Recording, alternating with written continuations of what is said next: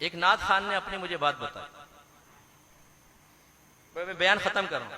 کیا لگا، میں چلا گیا ایک محفل میں، وہاں ایک پیر صاحب بیٹھے ہوئے تھے. میں نے شعر پڑھے، دو چار اشارے پیر صاحب کی طرف کیے. پیر صاحب کا ہاتھ گیا جیب میں، دبا کے زبردست، بہت کمایا میں. پھر کہنے لگا کہ وہ میں حج پر جانا تھا مجھے، پیر صاحب نے بھی حج پہ جانا تھا. میں نے سوچا چلو ساتھ ہی چلے جائیں گے، لیکن وہ جا نہیں سکے، پیر صاحب رک گئے. تو میں چلا گیا حج پر. واپس آیا، اسی جگہ نعت خوانی ہوئی. میں نے کہا چلو آج بھی پیر صاحب ہوں گے، تھوڑے دو چار اشارے ہوں گے تو اچھا مل جائے گا.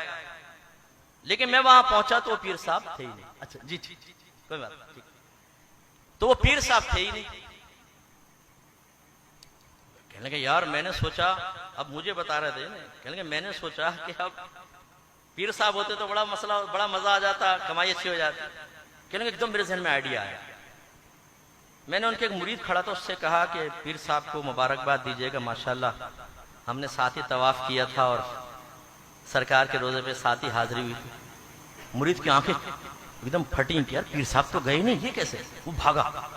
اس نے جا کر کہا پیر صاحب وہ تو ایسا نعت خان ایسا کہہ رہا ہے، آپ کو مدینے میں دیکھا، مکے میں دیکھا. وہ پیر صاحب نے چھلانگ لگائی، چھت تک گئے ایک دم. وہ بسیں تیار کرو، 5-6 بسیں لے آئے نا، آ کے بیٹھے ہو.